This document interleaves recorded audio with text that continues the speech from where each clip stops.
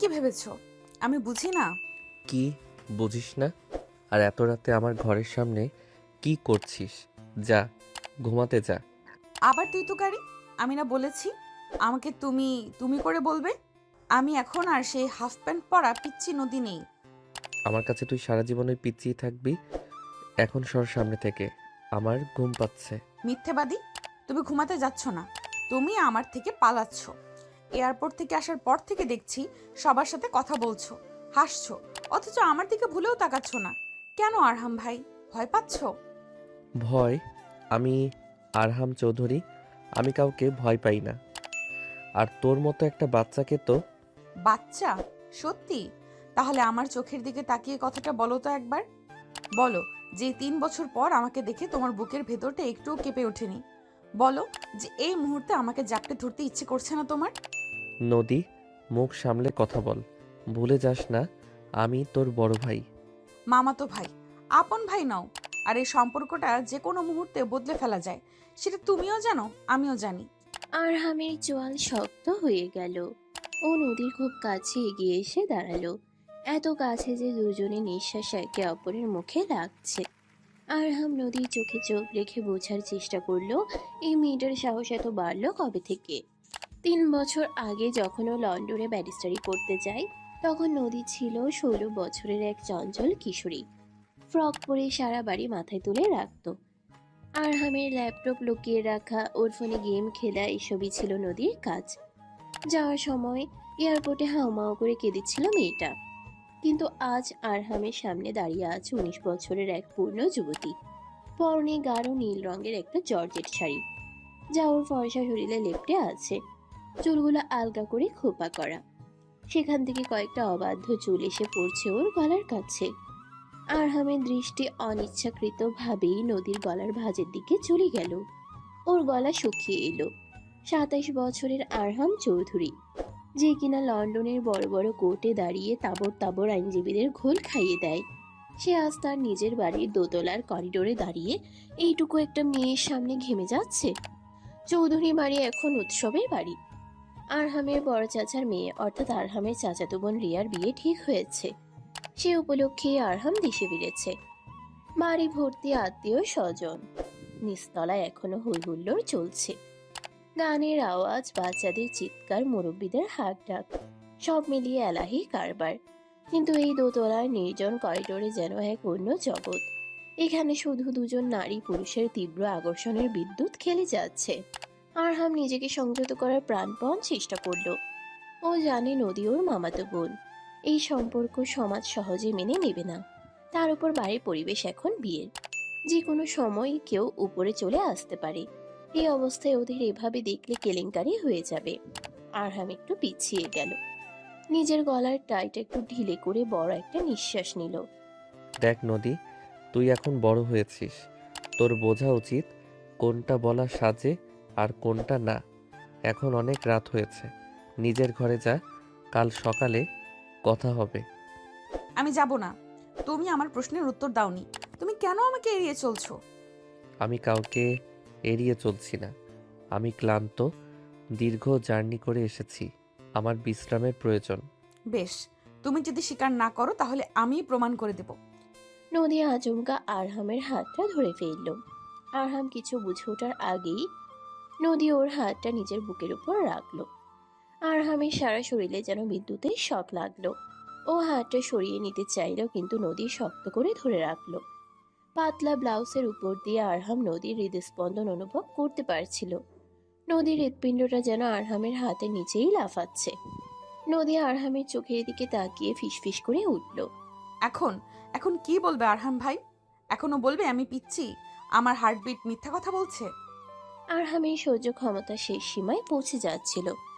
ওর ইচ্ছে করছিল এই মুহূর্তেই নদীকে পাজাকোলা করে তুলে নিজের ঘরে নিয়ে গিয়ে দরজা বন্ধ করে দিতে, ওর ওই উদ্ধত ঠোঁট দুটোকে নিজের দখলে নিতে। কিন্তু ও পারল না। ও আরহাম চৌধুরী, ওর একটা গাম্ভীর্য আছে, একটা অবস্থান আছে এই পরিবারে। ও ঝটকা দিয়ে নিজের হাতটা ছাড়িয়ে নিল। পাগল হয়েছিস তুই? কি করছিস এসব? কেউ দেখে ফেললে কি ভাববে? যা এখান থেকে, এক্ষুনি যা। আরহাম দ্রুত পায়ে নিজের ঘরের দিকে এগিয়ে গেল। দরজাটা ধপাস করে বন্ধ করে দিয়ে ও দরজায় পিঠ ঠেকিয়ে দাঁড়িয়ে রইল। ওর বুকটা হাঁপড়ের মতো ওঠানামা করছে। ও চোখ বন্ধ করলো। বন্ধ চোখের পাতায় ভেসে উঠল নদীর সেই নীল শাড়ি পরা মূর্তি আর ওই চ্যালেঞ্জিং দৃষ্টি। আরহাম বুঝতে পারলো এই দেশে ফেরাটা ওর জন্য মোটেও সুখকর হবে না। একটা বড় ঝড় আসছে ওর জীবনে, আর সেই ঝড়ের নাম নদী। করিডোরে দাঁড়িয়ে নদী হাসলো, একটা বিজয়ীর হাসি। ও জানে ও জিতেছে। আরহামের ওই অস্থিরতা, ওই পালিয়ে যাওয়া, এটাই প্রমাণ করে যে আরহামও ওকে চায়। পালাও আরহান ভাই, যত খুশি পালাও, কিন্তু আমার হাত থেকে তুমি পালাতে পারবে না। এই নদী তোমাকে নিজের করে তবেই ছাড়বে। পরদিন সকালে চৌধুরী বাড়ির ডাইনিং টেবিলে যেন কুরুক্ষেত্র বেঁধেছে। বিশাল লম্বা টেবিলে একসাথে প্রায় 25 জন মানুষ খেতে বসেছে। হইচই, চিৎকার, প্লেটের শব্দ, সব মিলিয়ে কান পাতা দায়। টেবিলের এক মাথায় বসে আছেন দাদিজান, 80 বছর বয়স, কিন্তু গলার জোর এখনো কমেনি। তিনি লাঠি ঠুকে সবাইকে নির্দেশ দিয়ে যাচ্ছেন। ওরে রেহানা, আরহামের পাতে আর একটা মাছের টুকরো দে। ছেলেটা আমার কতদিন পরে দেশের মাছ খাচ্ছে। ওখানে তো সব বরফ দেয়া মরা মাছ খায়। রিহানা বেগম, অর্থাৎ আরহামের মা, শাড়ির আঁচল কোমরে গুজে সবার পাতে খাবার তুলে দিতে ব্যস্ত। তার পাশে দাঁড়িয়ে সাহায্য করছেন আরহামের বড় মা এবং ছোট মামি মলি বেগম। আম্মা, আপনার নাতি তো এখন বিলেত সাহেব হয়ে গেছে। ও কি আর এসব দেশি মাছের কাটা বাছতে পারবে? নদীমা, তুই তোর ভাইয়ের মাছটা বেছে দিত। নদীর বাবা রফিক সাহেব পান চিবোতে চিবোতে বললেন, আরে না, আমার ভাগ্নি কি এতই বোকা নাকি? ও ব্যারিস্টার মানুষ, কত জটিল কেস সলভ করে ফেলে, আর এই সামান্য মাছের কাটা বাঁচতে পারবে না? কি বল আরহাম? আরহাম চুপচাপ খাচ্ছিল। মামার কথায় ও একটু হাসলো শুধু। ওর ঠিক উল্টো দিকে বসেছে নদী। আজও একটা হালকা হলুদ রঙের সালোয়ার কামিজ পরেছে, চুলগুলো বেনি করা, দেখতে একদম স্নিগ্ধ লাগছে। কাল রাতের সেই উগ্র রূপের সাথে আজকের এই নদীর কোনো মিল নেই। কিন্তু আরহাম যখনই চোখ তুলে তাকাচ্ছে, নদী ওর দিকে তাকিয়ে মুচকি হাসছে। সেই হাসিতে লুকিয়ে আছে কাল রাতের সেই গোপন ইশারা। আরহামের পাশে বসেছে ওর ছোট ভাই আফিফ। আফিফ সবে ভার্সিটিতে উঠেছে, সারাদিন টোটো করে ঘুরে বেড়ায়, আর সুযোগ পেলেই বড় ভাইয়ের পেছনে লাগে। ভাইয়া, লন্ডনের মেয়েরা নাকি খুবই সুন্দর হয়। তুমি কি একটাও পটাতে পারলে না, নাকি এখনো এই দেশের দেশি মুরগির জন্য অপেক্ষা করছো? কথাটা বলে আফিফ চোখ টিপ মারল নদীর দিকে। আরহামের ছোট বোন সোহা, যে কিনা নদীর বেস্ট ফ্রেন্ড, সেও খিকখিক করে হেসে উঠল। তুই থাম তো আফিফ, ভাই এসেছে বিয়ে খেতে, নিজে বিয়ে করতে না। এই সময় আরহামের ফুফাতো বোন নীলা, যে কিনা আরহামকে মনে মনে পছন্দ করে, সে বলে উঠল, আরহাম ভাইয়া তো এখন অনেক বড় ব্যারিস্টার, ও কি আর যাকে তাকে পছন্দ করবে? ওর জন্য তো রাজকন্যার মতো মেয়ে লাগবে। নীলার বাবা জামিল সাহেব, অর্থাৎ আরহামের ফুপা, কিপ্টে স্বভাবের মানুষ। তিনি খেতে খেতেই বললেন, মেয়ে সুন্দরী হলে হবে না, দেখতে হবে বাবার ব্যাংক ব্যালেন্স কেমন। আর হামের যা স্ট্যাটাস, তাতে তো মিনিমাম কোটিপতির মেয়ে। বড় চাচু, যিনি এই বাড়ির সব রাজনৈতিক আলোচনার কেন্দ্রবিন্দু, তিনি গম্ভীর গলায় বললেন, জামিল, সব সময় টাকার কথা চিন্তা করো না। বংশমর্যাদা বলেও একটা ব্যাপার আছে। আমাদের চৌধুরী পরিবারের ছেলের বউ হবে এমন কেউ যে এই পরিবারের মান রাখতে পারবে। এই সব আলোচনার মাঝখানে নদী হঠাৎ চেয়ার ছেড়ে উঠে দাঁড়ালো। ওর হাতে একটা বাটিতে কিছুটা পায়েস। ও সোজা আরহামের পাশে এসে দাঁড়ালো। আরহাম ভাই, মা এই পায়েসটা স্পেশাল করে তোমার জন্য বানিয়েছে, নাও খেয়ে দেখো। আরহাম মুখ না তুলেই বলল, রেখে দে, আমি পরে খাবো। না, এখনই খেতে হবে, মা দাঁড়িয়ে আছে, দেখছে। নদীর চামচ ভর্তি পায়েস আরহামের মুখের সামনে ধরলো। আরহাম একবার তাকালো নদীর দিকে। নদীর চোখে সেই দুষ্টু হাসি। সবার সামনে সিন ক্রিয়েট করতে চাইছে ও। আরহাম বাধ্য হয়ে হা করলো। নদীম পরম যত্নে আরহামকে পায়েস খাইয়ে দিল। চামচটা আরহামের ঠোঁটে লাগার সময় নদীর আঙ্গুল আলতো করে আরহামের ঠোঁট স্পর্শ করলো। আরহামের মনে হলো যেন আগুন লাগলো ওর ঠোঁটে। টেবিলের সবাই এই দৃশ্য দেখে একটু অবাক হলো। আরহাম এত সহজে কারো হাতে খায় না, কিন্তু কেউ কিছু বলল না। শুধু নীলার মুখটা কালো হয়ে গেল, আর আফিফ টেবিলের নিচ দিয়ে সোহার পায়ে লাথি মারল। খাওয়া শেষে সবাই যখন যার যার মতো ব্যস্ত হয়ে পড়ল, আরহাম তখন দ্রুত পায়ে ছাদে চলে গেল। ওর একটু একা থাকা দরকার। এই বাড়ির প্রতিটি কোণায় যেন নদীর অস্তিত্ব মিশে আছে। ও যেখানেই তাকাচ্ছে নদীকে দেখতে পাচ্ছে। ওর হাসি, ওর গায়ের গন্ধ, ওর সে স্পর্শ, সবকিছু আরহামকে পাগল করে দিচ্ছে। ছাদে রেলিং ধরে দাঁড়িয়ে আরহাম আকাশের দিকে তাকিয়ে আছে। দুপুরের কড়া রোদ উঠেছে, কিন্তু আরহামের মনের ভেতরের উত্তাপের কাছে এই রোদ কিছুই না। ও নিজেকে বোঝানোর চেষ্টা করছিল যে এটা ঠিক হচ্ছে না। নদী ওর ছোট বোন, ওর এই আকর্ষণ সাময়িক, এটা মোহ ছাড়া আর কিছু না। কিন্তু ওর সব যুক্তি তাসের ঘরের মতো ভেঙে পড়ল যখন ও ওর ঠিক পিছনে নদীর গলা শুনতে পেল। পায়েসটা কেমন ছিল আরহাম ভাই? মিষ্টি ঠিক ছিল নাকি আরেকটু মিষ্টি লাগবে? আরহাম ঝট করে ঘুরে দাঁড়ালো। নদী ওর খুব কাছে দাঁড়িয়ে আছে। দুপুরের রোদে ওর ফর্সা মুখটা গোলাপি হয়ে আছে, কপালে বিন্দু বিন্দু ঘাম। আরহামের খুব ইচ্ছে করলো নিজের হাত দিয়ে ওই ঘামগুলো মুছে দিতে। তুই আবার এখানে এসেছিস কেন? তোকে না বললাম আমার সামনে আসবি না? কেন আসবো না? এটা আমার মামার বাড়ি, আমি যেখানে খুশি যেতে পারি। তুমি আমাকে আটকানোর কে? আমি তোর বড় ভাই, আমি তোকে শাসন করার অধিকার রাখি। বড় ভাই? তাই নাকি? তাহলে তোমার চোখ দুটো কেন অন্য কথা বলছে? কেন তোমার চোখ আমার ঠোঁটের দিকে তাকিয়ে আছে? কেন তোমার চোয়াল শক্ত হয়ে যাচ্ছে আমাকে দেখে? আরহাম আর সহ্য করতে পারলো না। ও খপ করে নদীর বাহু দুটো ধরে ওকে নিজের দিকে টানলো। এত জোরে টানলো যে নদী গিয়ে আরহামের বুকের উপর আশ্রে পড়লো। কি চাস তুই নদী? কি প্রমাণ করতে চাস আমি দুর্বল? আমি তোর প্রেমে পড়েছি? হ্যাঁ, এটাই শুনতে চাস তুই? হ্যাঁ, এটাই শুনতে চাই। বলো, বলো তুমি যে তুমি আমাকে ভালোবাসো। বলো যে তুমি আমার জন্য পাগল। আমি আমি আরহামের কথা আটকে যাচ্ছিল। নদীর সান্নিধ্য ওকে মাতাল করে দিচ্ছিল। ও নিজের মুখটা নদীর মুখের খুব কাছে নিয়ে গেল। ও দেখতে পাচ্ছিল নদীর ঠোঁট দুটো কাঁপছে। একটা তীব্র আকাঙ্ক্ষা আরহামের শিরায় শিরায় ছড়িয়ে পড়ছিল। ও জানতো না ও আর কতক্ষণ নিজেকে ধরে রাখতে পারবে। ঠিক সেই মুহূর্তে ছাদের দরজায় কারো পায়ের শব্দ শোনা গেল। ছাদের দরজায় পায়ের শব্দ শুনে বিদ্যুৎ বেগে নদীকে নিজের বুক থেকে সরিয়ে দিল আরহাম। দুজনের মাঝখানে তৈরি হলো কয়েক ইঞ্চি নিরাপদ দূরত্ব। আরহামের বুকটা তখনও হাঁপড়ের মতো উঠানামা করছে। ও দ্রুত পকেটে হাত দিয়ে উল্টো দিকে ঘুরে দাঁড়ালো, যেন আকাশ দেখাটাই তার একমাত্র কাজ। নদী অবশ্য খুব একটা বিচলিত হলো না। সে শাড়ির আঁচলটা ঠিক করে নিয়ে দরজার দিকে তাকালো। দরজায় দাঁড়িয়ে আছে সোহা, আরহামের ছোট বোন এবং নদীর বেস্ট ফ্রেন্ড। তার চোখে মুখে সন্দেহ আর কৌতুকের মেশানো এক অদ্ভুত অভিব্যক্তি। হাতে এক প্লেট পেয়ারা মাখা। কি ব্যাপার, তোমরা দুজন এখানে কি করছো? আমি তো ভাবলাম ভাইয়া একা, তাই পেয়ারা মাখা নিয়ে এলাম। কিন্তু এখানে তো দেখছি অন্য কাউকে মাখামাখি করার প্রস্তুতি চলছে। আরহাম গম্ভীর হওয়ার চেষ্টা করে ঘুরে দাঁড়ালো, কিন্তু ওর কানের লতিগুলো এখনো লাল হয়ে আছে। সেটা সোহার চোখ এড়ালো না। ফালতু কথা বলবি না সোহা। আমি এখানে একটু হাওয়া খেতে এসেছিলাম, আর নদী, ও হয়তো কিছু বলতে এসেছিল। আমি তো পায়েসের বাটি ফেরত নিতে এসেছিলাম, তাই না আরহাম ভাই? নদীর গলায় সেই চিরচেনা দুষ্টুমি। আরহাম নদীর দিকে একবার কড়া চোখে তাকালো, তারপর সোহার দিকে ফিরে বলল, আমি নিচে যাচ্ছি। বড় চাচ্চু নাকি আমাকে খুঁজছিলেন। আরহাম প্রায় পালিয়ে যাওয়ার ভঙ্গিতে ছাদ থেকে নেমে গেল। সোহা হাসতে হাসতে এগিয়ে গেল নদীর দিকে। কি রে কাল নাগিনী, কি জাদুমন্ত্র করেছিস আমার ভাইয়াটার ওপর? বেচারা তো তোকে দেখলে এখন হার্ট অ্যাটাক করবে মনে হচ্ছে। হার্ট অ্যাটাক করবে না রে, হার্টবিট মিস করবে। তোর ভাই যত গম্ভীরই সাজুক না কেন, এই নদীর স্রোতে তাকে ভাসতেই হবে।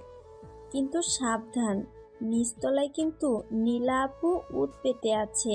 শুনলাম ফুফা নাকি আজ বাবাকে ভাইয়ার বিয়ের কথা বলবেন, আর পাত্রী হিসাবে নীলা আপুর নামটাই প্রস্তাব করবেন। নদীর মুখের হাসিটা ধপ করে নিভে গেল। নীলা, আরহামের ফুফাতো বোন, দেখতে সুন্দরী কিন্তু ভীষণ অহংকারী। ছোটবেলা থেকেই আরহামের উপর তার একটা অলিখিত অধিকার ফলানোর চেষ্টা। বললেই হলো আরহাম ভাই কি খেলার পুতুল যে ওরা যা বলবে তাই করবে? চল তো নিচে, দেখি কে কার নাম প্রস্তাব করে। বিকেলের দিকে চৌধুরী বাড়ির বসার ঘরটা জমজমাট। বাড়ির প্রায় সব সদস্যই উপস্থিত। রিয়ার বিয়ের কেনাকাটা লিস্ট তৈরি হচ্ছে। মাঝখানে সোফায় বসে আছেন বড় চাচ্চু, তার এক পাশে আরহামের বাবা আজহার চৌধুরী, আর অন্য পাশে জামিল সাহেব নীলার বাবা। দাদিজান তার আরাম কেদারায় বসে পান চিবোচ্ছেন। আরহাম এক কোনায় সোফায় বসে ল্যাপটপে কিছু একটা দেখছিল, কিন্তু তার কান ছিল আলোচনার দিকে। নদী আর সোহা এক পাশে দাঁড়িয়ে নিচু স্বরে কথা বলছিল। ভাইজান, একটা কথা বলছিলাম। রিয়া মা তো বিয়ে হয়ে যাচ্ছে, এরপর তো আরহামের পালা। ছেলে বিলত ফিরত ব্যারিস্টার, দেখতে শুনতে কার্তিকের মতো। ওর জন্য তো এখন থেকে মেয়ে দেখা দরকার। মলি বেগম, নদীর মা, পাশ থেকে ফোড়ন কাটলেন। তা তো বটেই দুলা ভাই, তবে আরহামের যা পছন্দ, ও কি আর আমাদের পছন্দ করা মেয়েকে বিয়ে করবে? ও হয়তো বিলেত থেকে কোনো মেম সাহেব ঠিক করে এসেছে। আরহাম ল্যাপটপ থেকে মুখ তুলে তাকালো। ছোট মামি, আমার বিয়ে নিয়ে তোমাদের এখন ভাবতে হবে না। আমি ক্যারিয়ার নিয়ে ফোকাসড। বিয়ে করার ইচ্ছে আপাতত আমার নেই। আরে ইচ্ছা নেই বললেই হলো? বয়স তো কম হলো না, আর ঘরের মেয়ে ঘরে থাকলে বাইরের মেয়ের দরকার কি? এই যে আমাদের নীলা, পড়াশোনায় ভালো, দেখতো মাশাল্লাহ আরহামের সাথে বেশ মানাবে। কি বলেন আম্মা? জামিল সাহেব দাদিজানের দিকে তাকিয়ে সমর্থন চাইলেন। নীলা লজ্জায় মাথা নিচু করে বসে আছে, কিন্তু আর চোখে আরহামের প্রতিক্রিয়া দেখার চেষ্টা করছে। আরহামের বাবা আজহার চৌধুরী কিছু একটা বলতে যাচ্ছিলেন, কিন্তু তার আগেই নদীর বাবা রফিক সাহেব বলে উঠলেন। জামিল গাই, রক্তের সম্পর্ক বেশি ঘন না হওয়াই ভালো। তাছাড়া নীলা তো আরহামের ফুফাতো বোন। ভাই বোনের বিয়ে ব্যাপারটা কেমন যেন লাগে। আরে মামা তো ফুফাতো ভাই বোনের বিয়ে তো জাহেজ, আর নিজেদের মধ্যে সম্পর্ক হলে সম্পত্তিও বাইরে যায় না। সবার অলক্ষ্যে নদীর হাত মুষ্টিবদ্ধ হয়ে গেল। ও পা বাড়াতে যাচ্ছিল কিছু একটা বলার জন্য, কিন্তু সোহা ওর হাতটা খামচে ধরল। চুপ কর, এখন কিছু বলবি না, ভাইয়াকে দেখতে দে। আরহাম ল্যাপটপটা বন্ধ করে সোজা হয়ে বসলো। ওর চোয়াল আবার শক্ত হয়ে গেছে। ফুপা, আমি আমার জীবনসঙ্গী নিজেই বেছে নেব। আর নীলা আমার ছোট বোন, আমি ওকে ছোটবেলা থেকে সেই চোখেই দেখে এসেছি। এর বাইরে কিছু ভাবা আমার পক্ষে সম্ভব না। আরহামের সোজা সাপটা কথায় বসার ঘরে পিনপতন নীরবতা নেমে এলো। নীলার মুখটা অপমানে লাল হয়ে গেল। জামিল সাহেব থতমত খেয়ে গেলেন। দাদিজান গলার স্বর পরিষ্কার করে পরিস্থিতি সামাল দেওয়ার চেষ্টা করলেন। আচ্ছা আচ্ছা, এখন এসব কথা থাক, বিয়ের সময় আসুক তখন দেখা যাবে। এখন রিয়ার বিয়ের গহনা নিয়ে কথা বলো।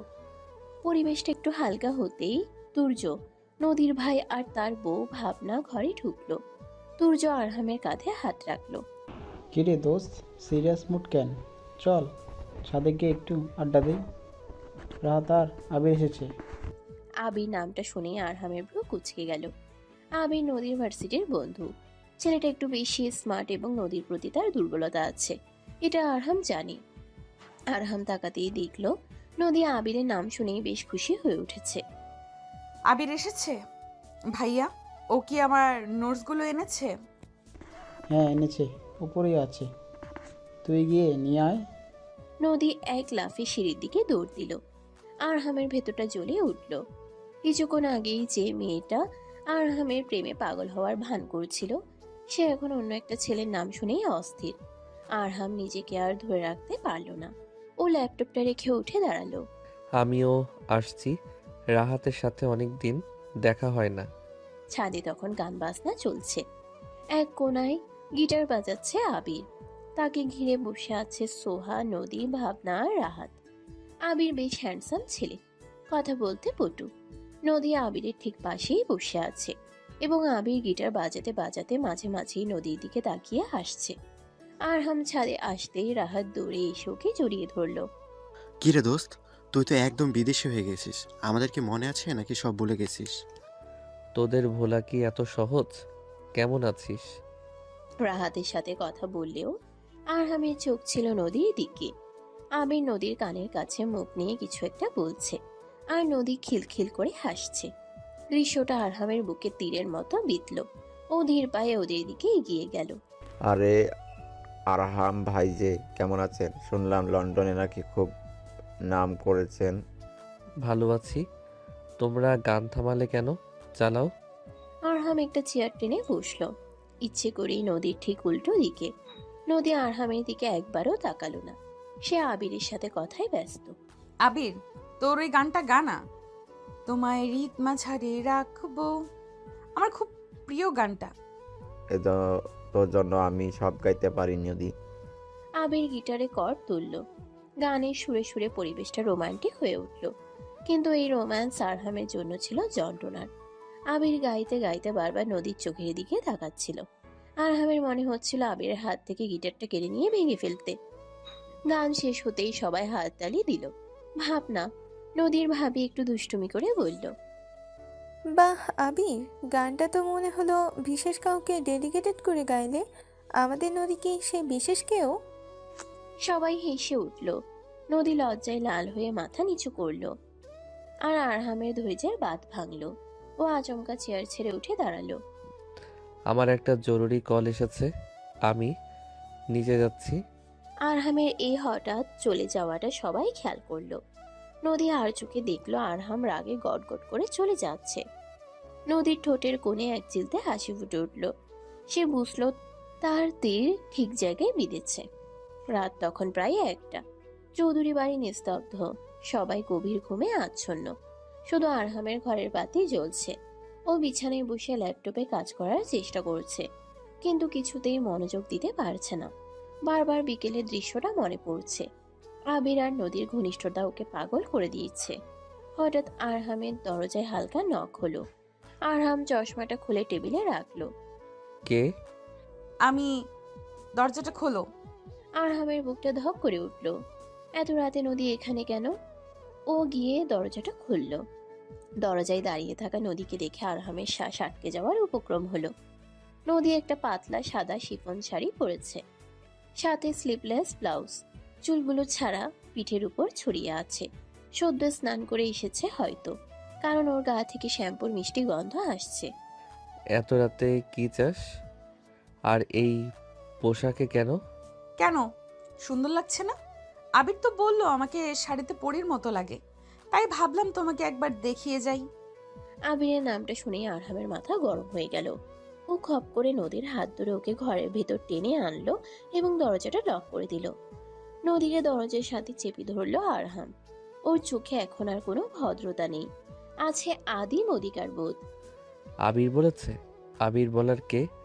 তুই কার জন্য সেজেছিস নদী? আবিরের জন্য?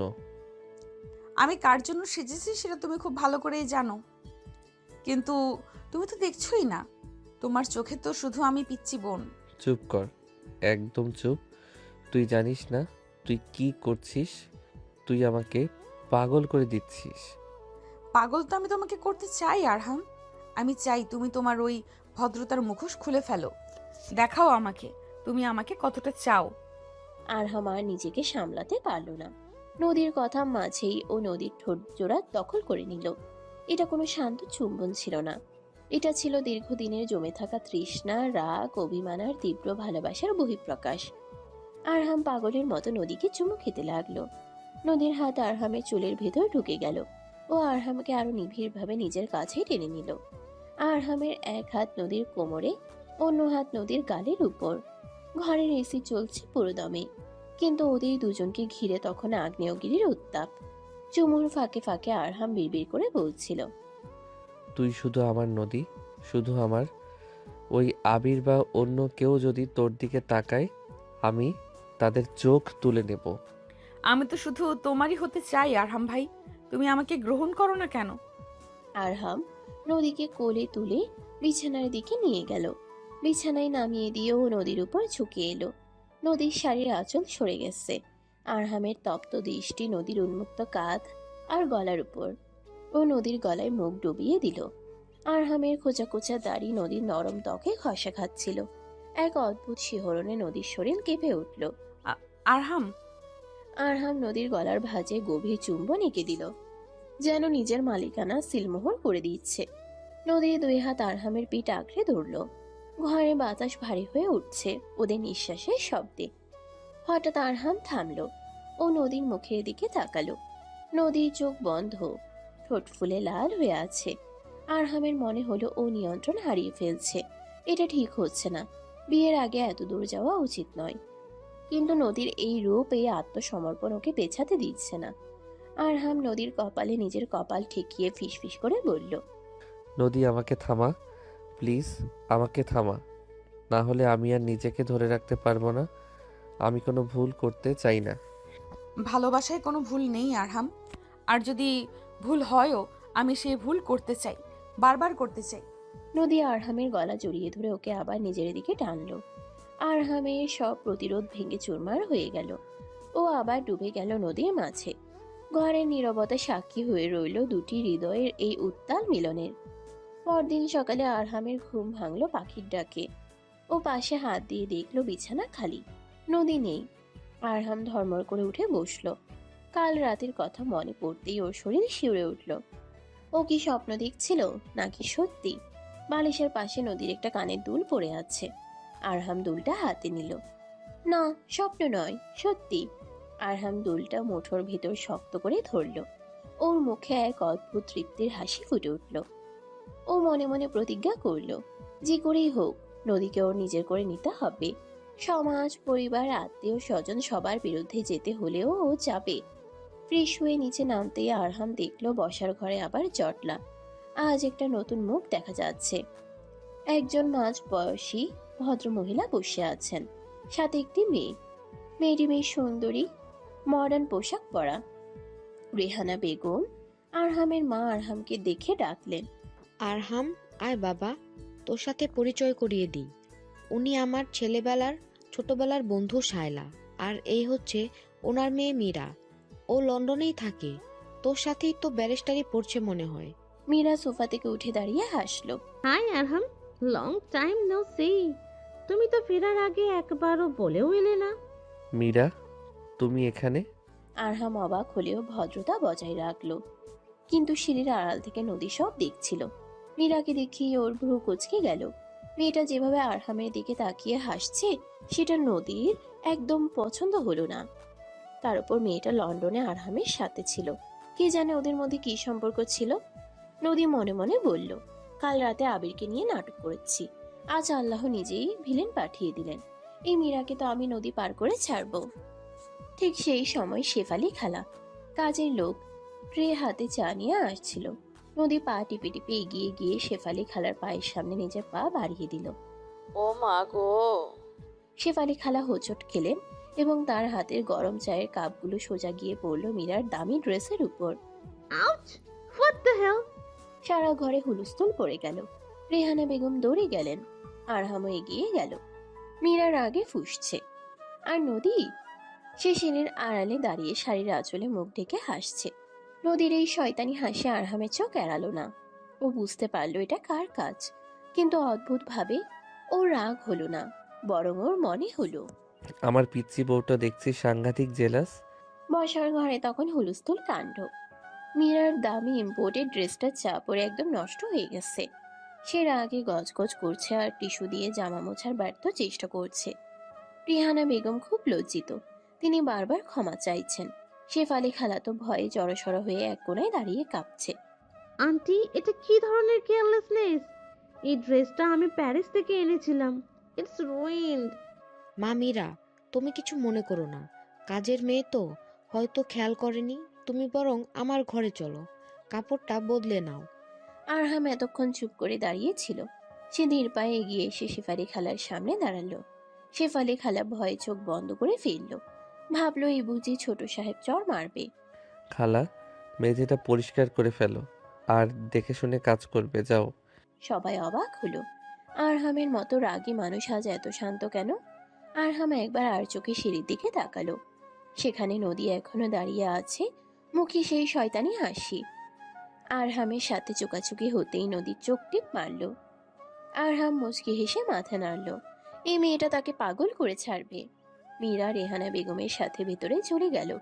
পরিস্থিতি একটু শান্ত হতেই নদী নিচে নেমে এলো, সোজা আরহামের সামনে এসে দাঁড়ালো। কেন গো ব্যারিস্টার সাহেব, প্যারিসের ড্রেস নষ্ট হওয়ায় খুব মন খারাপ হলো? খুব, বেচারি মেহমান, তার সাথে এমনটা না করলেও পারতি। মেহমান মেহমানের মতো থাকবে, বেশি উড়লে ডানা ছাড়তে আমি ভালোই জানি। আর শুনলাম উনি নাকি তোমার সঙ্গে লন্ডনে ছিলেন। হুম, আমরা ব্যাচমেট ছিলাম, ভালো বন্ধু। বন্ধুরা চাই, ওই মেয়ে তোমাকে যেভাবে গিলছিল আমার ইচ্ছে করছিল ওর চোখ দুটো তুলে ফেলি। আরহাম চারপাশটা দেখে নিল, কেউ নেই আশেপাশে। সে চট করে নদীর হাতটা ধরে টান দিয়ে সোফার আড়ালে নিয়ে এলো। এত হিংসা ভালো না নদী, জ্বলে পুড়ে মরবি। মরলে মরবো, তাও তোমাকে অন্য কারোর হতে দেব না। তুমি শুধু আমার। কাল রাতে কি বলেছো মনে নেই? কাল রাতের কথা মনে পড়তেই আরহামের শরীরে শিহরণ খেলে গেল। সে নদীর কানের কাছে মুখ নিয়ে ফিসফিস করে বলল, মনে আছে, সব মনে আছে। আর সেটা যে ভুল ছিল না সেটাও প্রমাণ করে দেব, তবে এখন না। বিয়ে বাড়ি, একটু সংযত থাক। আমি সংযত হতে পারবো না। তুমি যদি ওই মীরার সাথে বেশি হাসাহাসি করো তাহলে আমি কিন্তু সবার সামনে তোমাকে জড়িয়ে ধরবো, বলে দিলাম। এই বলে নদী চলে গেল। আরহাম তাকিয়ে রইল ওর যাওয়ার পথের দিকে। এই পাগলিটাকে সামলানোই এখন ওর সবচেয়ে বড় চ্যালেঞ্জ। দুপুরের পর থেকে বাড়িতে বিয়ের ধুমধাম শুরু হয়ে গেল। আজ সন্ধ্যায় রিয়ার গায়ে হলুদ। পুরো বাড়ি গাঁদা ফুল আর মরিচবাতি দিয়ে সাজানো হয়েছে। আত্মীয় স্বজন আরও বেড়েছে। ছাদে প্যান্ডেল করা হয়েছে হলুদের স্টেজের জন্য। আরহামের ছোট বোন সোহা আর ভাবি ভাবনা মিলে সবাইকে সাজানোর দায়িত্ব নিয়েছে। মীরাও তাদের সাথে যোগ দিয়েছে। সে রেহানা বেগমের একটা দামি শাড়ি পরেছে। বাঙালি সাজে তাকে বেশ সুন্দর লাগছে, এটা অস্বীকার করার উপায় নেই। মীরা আরহামের কাছে এলো, হাতে একটা ফুলের মালা। আরহাম, দেখো তো আমাকে কেমন লাগছে। শাড়িটা আন্টি দিলেন, আমি তো শাড়ি পরতেই পারি না, সোহা পরিয়ে দিল। ভালো লাগছে, বাঙালি মেয়েদের শাড়িতেই সবচেয়ে সুন্দর লাগে। থ্যাঙ্কস। আচ্ছা, তুমি আমাকে একটু হেল্প করবে? এই মালাটা চুলে ঠিকমতো আটকাতে পারছি না। মীরা পেছন ফিরে নিজের পিঠ ভর্তি চুলগুলো আরহামের দিকে ঘুরিয়ে দিল। আরহাম একটু ইতস্তত করলো। আশেপাশে অনেক মানুষ, কিন্তু মীরা নাছোড় বান্দা। আরহাম হাত বাড়ালো মালাটা ঠিক করে দেওয়ার জন্য। ঠিক সেই মুহূর্তে নদীর গলা শোনা গেল, ওমা, মীরা আপু যে, খুব সুন্দর লাগছে তো। নদী হাসতে হাসতে ওদের মাঝখানে এসে দাঁড়ালো। আরহামের হাতটা মীরার চুলে লাগার আগেই নদী সেটা খপ করে ধরে ফেললো।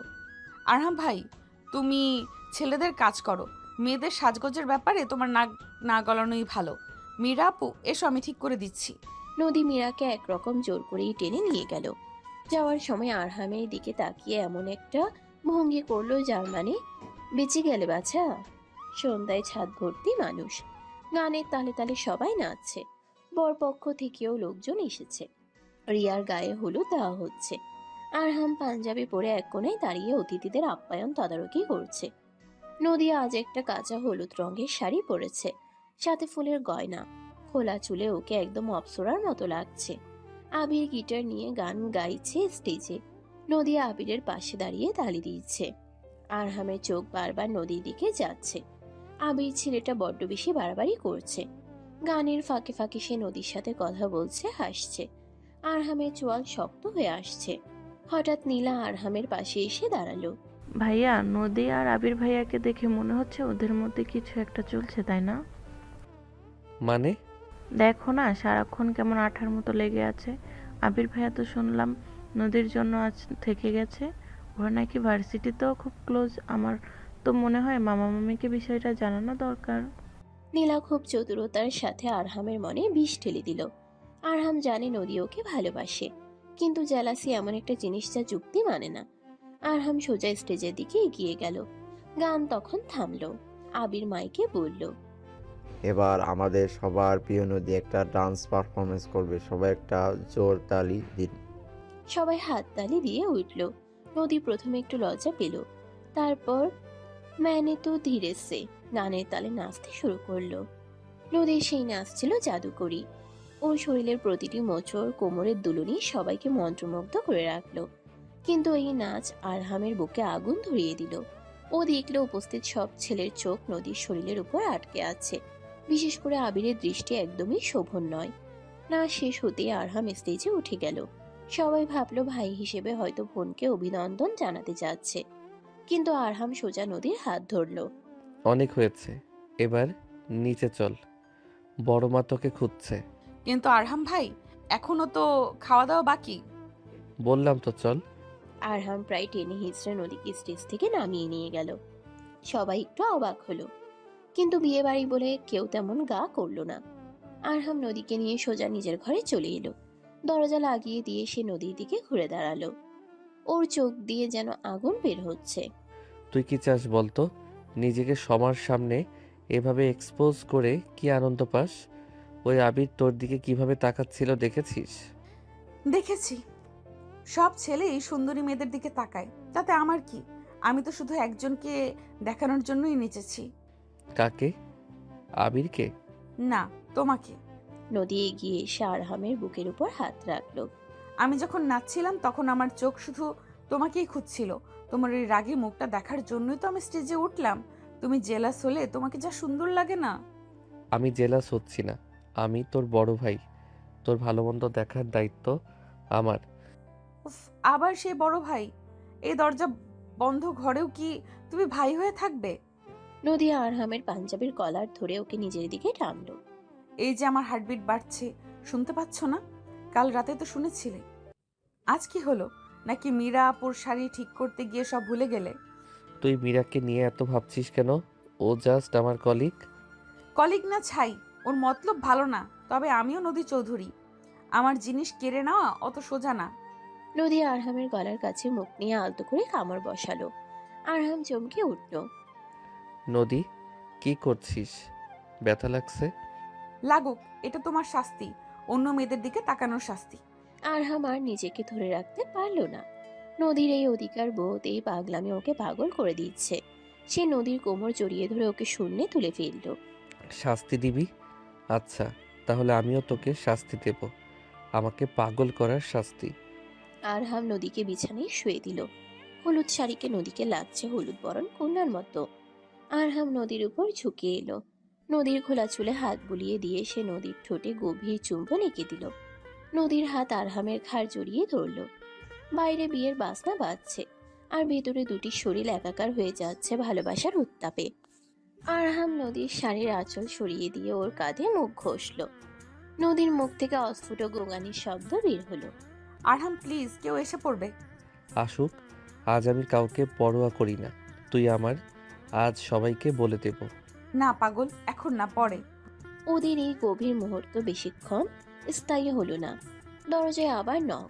এবার আর সোহা বা নদী নয়, স্বয়ং দাদিজানের গলা। ওরে আরহাম, আসিস নাকি ভেতরে? দরজাটা খোলতো ভাই।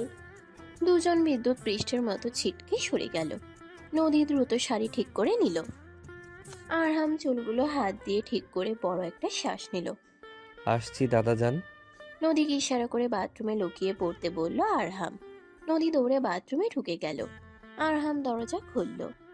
দাদিজান লাঠি ভর দিয়ে দাঁড়িয়ে আছেন। কি রে, এতক্ষণ লাগে দরজা খুলতে? আর ঘর অন্ধকার করে কি করছিস? মাথাটা একটু ধরেছিল দাদাজান, তাই শুয়েছিলাম। ব্যারিস্টারি পরে মাথা গেছে। শোন, তোর মামা তোকে খুঁজছে। আর ওই নদীর মেয়েটা কোথায় গেল? ওকে তো দেখলাম তোর সাথে নামতে। ও ও তো মনে হয় নিচে গেছে, আমি দেখিনি। দাদিজান সন্দেহী দৃষ্টিতে একবার ঘরের ভেতরটা দেখলেন, তারপর বললেন, ঠিক আছে, চল নিচে চল, খাওয়ার সময় হয়েছে। আরহাম দাদিজানের সাথে নিচে নেমে গেল। বাথরুম থেকে বেরিয়ে এলো নদী।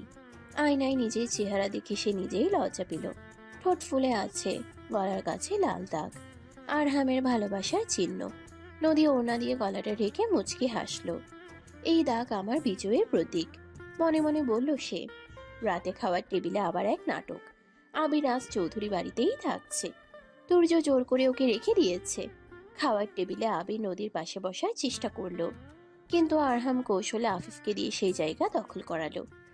আফিফ, তুই এখানে বস, তোর সাথে ভার্সিটির অ্যাডমিশন নিয়ে কথা আছে। আবির বাধ্য হয়ে একটু দূরে বসলো, কিন্তু তার চোখ নদীর উপর। মীরা বসেছে আরহামের ঠিক উল্টো দিকে। আরহাম, কাল তো ফ্রি আছো, চলো না কোথাও ঘুরে আসি, আমাদের পুরনো দিনগুলোর মতো। নদী খাওয়া বন্ধ করে আরহামের দিকে তাকালো। তার চোখ দিয়ে যেন লেজার বিম বের হচ্ছে। আরহাম বিপদে পড়ল। একদিকে মীরা, অন্যদিকে নদীর জ্বলন্ত দৃষ্টি। আসলে মীরা, কাল বাড়িতে অনেক কাজ, মেহমানরা আছে। আরে কাজ তো থাকবেই, মেহমান এসেছে, একটু ঘুরিয়ে নিয়ে আয়। নিরামা, তুমি চিন্তা করো না, আরহাম তোমাকে নিয়ে যাবে। নদী আর সহ্য করতে পারল না। সে গ্লাসের পানি খাওয়ার ভান করে ইচ্ছাকৃতভাবে হাত ফসকে গ্লাসটা ফেলে দিল। ঝনঝন শব্দে গ্লাসটা ভেঙে গেল। ও সরি, হাত থেকে পড়ে গেল। সবাই চমকে উঠল। নদী উঠে দাঁড়িয়ে বলল, আমার খাওয়া শেষ, শরীরটা ভালো লাগছে না, আমি ঘুমোতে গেলাম। নদী গটগট করে চলে গেল। আরহাম বুঝল কাল সকালে বড়সড় ঝড়ের পূর্বাভাস। মীরা অবাক হয়ে বলল, মেয়েটা একটু সাইকো টাইপের, তাই না? ও আমার বোন, ওর সম্পর্কে কথা বলার আগে ভেবে বলবেন। আরহামের গলার স্বর শুনে মীরা চুপসে গেল। টেবিলের পরিবেশটা ভারী হয়ে উঠল। রাতে আরহাম শুয়ে শুয়ে ভাবছিল, এভাবে আর কতদিন চলবে। একদিকে পরিবারের প্রত্যাশা, অন্যদিকে নদীর প্রতি তীব্র আকর্ষণ, আর মাঝখানে এই মীরা আর আবির। আরহাম মোবাইলটা হাতে নিল, নদীর নাম্বারই ডায়াল করলো। ফোনটা ধরল না নদী। আরহাম মেসেজ দিল, রাগ করেছিস? রিপ্লাই এলো সাথে সাথে। তোমার এই মীরা ম্যাডামের সাথে গিয়ে প্রেম করো, আমাকে ডিস্টার্ব করবে না। আরহাম হাসলো। ও জানে এখন কি করতে হবে। এই মনোরঞ্জনের খেলাটাই তো ওদের প্রেমের আসল মজা। পরদিন সকাল। আরহাম খুব ভোরে উঠল। আজ ওর একটা প্ল্যান আছে, সবাইকে সারপ্রাইজ দেওয়ার প্ল্যান। কিন্তু নিচে নেমে সে নিজেই সারপ্রাইজড হয়ে গেল। বসার ঘরে নদীর বাবা রফিক সাহেব এবং আরহামের বাবা আজহার চৌধুরী খুব গম্ভীর মুখে বসে আছেন।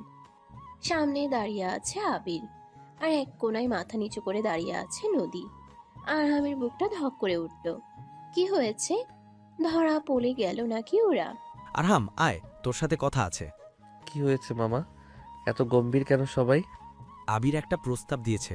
ও নদীকে পছন্দ করে। ও নদীর বিয়ের প্রস্তাব দিয়েছে। আরহামের পায়ের নিচ থেকে মাটি সরে গেল। আবির, নদীর বিয়ের প্রস্তাব? আরহাম নদীর দিকে তাকালো। নদী অসহায় দৃষ্টিতে আরহামের দিকে তাকিয়ে আছে। ছেলে ভালো, বড় লোকের ছেলে, স্মার্ট, শিক্ষিত, আমাদের তো আপত্তি থাকার কথা না। কি বলিস আরহাম? তুই তো ওদের জেনারেশনের, হ্যাঁ? তোর মতামত কি? আরহামের মনে হলো পুরো পৃথিবীটা ঘুরছে। ওর চোখের সামনে ভেসে উঠল গত রাতে সেই ঘনিষ্ঠ মুহূর্তগুলো। নদী কি তবে আবিরকে কথা দিয়েছে, নাকি এটা আবিরের একতরফা সিদ্ধান্ত? আরহাম আবিরের দিকে তাকালো। আবির খুব কনফিডেন্টলি হাসছে, যেন সে জেনেই গেছে যে এই বিয়ে হবেই। আরহাম ধীরে ধীরে এগিয়ে গেল। ওর হাত মুষ্টিবদ্ধ, ওর চোয়াল শক্ত। ও আজহার চৌধুরীর চোখের দিকে তাকিয়ে বলল, এই বিয়ে হবে না বাবা। কেন? সমস্যা কি? কারণ কারণ সবাই আরহামের দিকে তাকিয়ে আছে। নদী শ্বাস বন্ধ করে অপেক্ষা করছে। আরহাম কি পারবে সত্যটা বলতে, নাকি সমাজের ভয়ে পিছিয়ে যাবে? আরহাম একটা গভীর নিঃশ্বাস নিল, তারপর নদীর হাতটা সবার সামনে শক্ত করে ধরল। কারণ নদীকে আমি বিয়ে করব। বসার ঘরে যেন বোমা ফাটলো। পিন পতন নীরবতা। রফিক সাহেব হা করে তাকিয়ে আছেন। আজহার চৌধুরী চশমাটা খুলে হাতে নিলেন। আবিরের মুখের হাসি মিলিয়ে গেল। আর নদী, সে আরহামের হাতটা আরো শক্ত করে আঁকড়ে ধরল। তার চোখ দিয়ে গড়িয়ে পড়ল আনন্দের অশ্রু। কিন্তু নাটক কি এখানেই শেষ? না, আসল খেলা তো কেবল শুরু। সিঁড়ি দিয়ে ধীর পায়ে নেমে এলেন দাদিজান। তার মুখে এক রহস্যময়ী হাসি। বসার ঘরে তখন বিন পতন নীরবতা। আরহামের ওই এক কথা, নদীকে আমি বিয়ে করব, যেন পারমাণবিক বোমার মতো বিস্ফোরিত হয়েছে। রফিক সাহেব, নদীর বাবা, নিজের কানকে বিশ্বাস করতে পারছেন না। আজহার চৌধুরী, আরহামের বাবা, চশমা হাতে নিয়ে ছেলের দিকে ফ্যালফেল করে তাকিয়ে আছেন। আর আবির, তার মুখের স্মার্ট হাসিটা মিলিয়ে গেল। সেখানে ফুটে উঠেছে এক অদ্ভুত অপমান বোধ। নদী আরহামের হাতটা এমনভাবে আঁকড়ে ধরে আছে, যেন ছেড়ে দিলেই সে অতল গহ্বরে তলিয়ে যাবে। তার চোখ দিয়ে অনবরত পানি পড়ছে, কিন্তু ঠোঁটের কোণে বিজয়ের হাসি। সিঁড়ির ধাপে দাঁড়িয়ে থাকা দাদিজান লাঠি ঠুকে নিচে নেমে এলেন। তার মুখে সেই রহস্যময়ী হাসিটা এখনো লেগে আছে। তিনি সোজা এসে আরহাম আর নদীর সামনে দাঁড়ালেন।